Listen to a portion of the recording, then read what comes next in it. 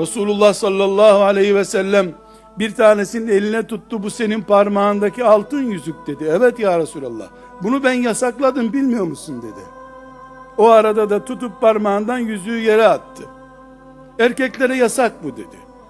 Aleyhissalatu vesselam gidince arkadaşları dedi ki, al yüzüğü hanımına verirsin dedi. Ben Resulullah'ın attığını almam bir daha dedi. Çöpe attılar altınlarını. Filan hoca diyormuş altın caizmiş erkeklere. Alyans altın olunca caizmiş. Ah, bunları Ömer'in yanında diyecektin de sana alyansı gösterecekti. Ah, ashab-ı kiramın yanında bu sözler nasıl konuşulurdu? Filan hoca caiz diyormuş. Gel laboratuvara gel. Bak laboratuvarda nasıl kan tahlili yapılıyor. Attığını almam Resulullah'ın. Bu kadar. Ama altındı attığın. Helal olsun. Gitti. O altın değil artık. Değil mi onu Resulullah attı? Aleyhissalatu vesselam.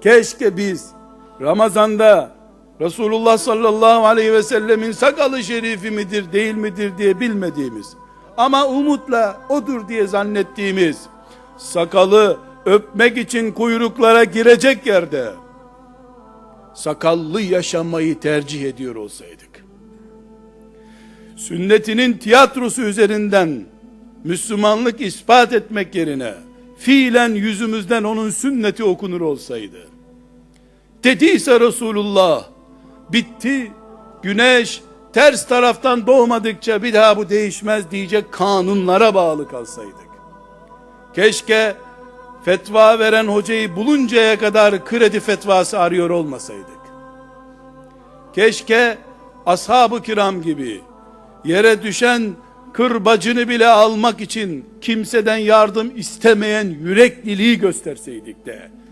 kafirlerin sahibi olduğu, faizcilerin sahibi olduğu bankalardan para bulup ev yapmaya tenezzül etmiyor olsaydık, kendi kırbacını bir hadise uyup da veren birisinden almayan adama bak, bir de oturacağı evi bulunduğu halde sadece herkes evini değiştiriyor diye harama razı olup ev almak için vesaire almak için Allah'ın en büyük haramlarından birisi olan faize bulaşmakta sakınca görmeyen nesle bak.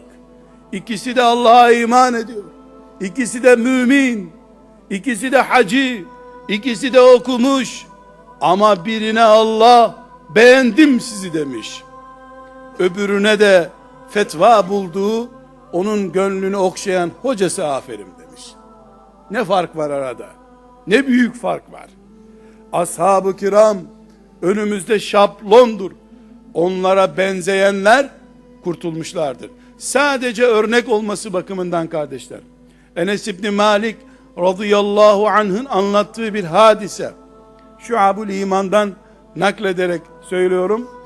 Diyor ki, Harise isimli bir genç vardı.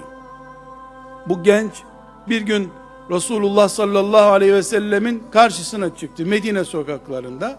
Efendimiz de dönmüş, Harise nasılsın demiş. Çok iyiyim ya Resulallah demiş. Gerçek bir mümin olarak sabahladım bugün demiş. Gerçek bir mümin diyor kendisi için peygamberin önünde aleyhissalatü vesselam. Buyurmuş ki, Harise ağzından çıkana dikkat et, ne diyorsun sen? Gerçek mümin olarak sabahladım. Sen nedir gerçek müminlik? Bilir misin bunu? Bilirim ya Resulallah diyor. Delikanlı. Bilirim ya Resulallah diyor. Nedir gerçek müminlik? Ya Resulallah, nefsimi ezdim. Sabaha kadar namaz kıldım. Dün de oruçluydum. Bu gece kendimi Rabbimin arşını seyrederken gördüm. Ve kendimi cennette mümin dostlarımla ziyaret ederken hissettim.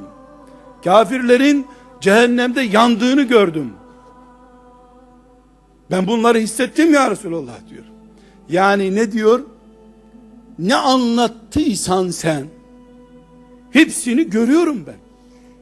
Delikanlı, askere gitmemiş, üniversite bitirmemiş, henüz anası kız bakmamış ona, arabası yok, ama Rabbimin arşını seyrettim bu gece diyor. Buyurmuş ki Harise, sen işi yakaladın, aman kaybetme bu işi demiş. Oldu, bu iş oldu.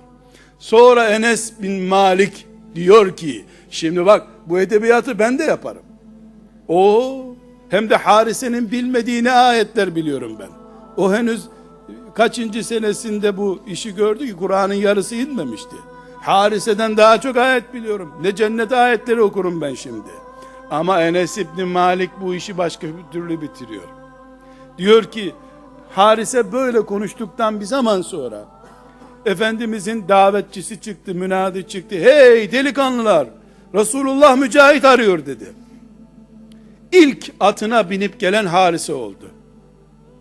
Resulullah sallallahu aleyhi ve sellem onu ordusuna kattı. İlk şehit de o oldu orada buyurdu. Doğruymuş demek ki dediği. Sonra annesi Resulullah sallallahu aleyhi ve selleme gelmiş. Ya Resulullah demiş. Ben Harise'nin annesiyim. Oğlum şehit düştü. Bana de, eğer oğlum cennete girdiyse teselli bulup evime gideceğim. Yok oğlum cennete giremediyse ben ölene kadar ağlamak istiyorum. Çok genç yaşta bu çocuğu kaybettim demiş. Buyurmuş ki aleyhisselam Efendimiz, be kadın sen ne diyorsun? Ne cenneti? Ne cenneti? Firdevs'inde Allah onu ağırladı buyurmuş. Biz bir nesilden konuşuyoruz ki yaşarken cennette dostlarıyla yaptığı muhabbetleri hayal etmiş. Haydi gençler, haydi gençler Resulullah sizi bekliyor deyince de düğünüm var, diplomam var, işim var dememişler. İlk çıkan, ilk şehit olan ve Firdevs'in ilk misafiri.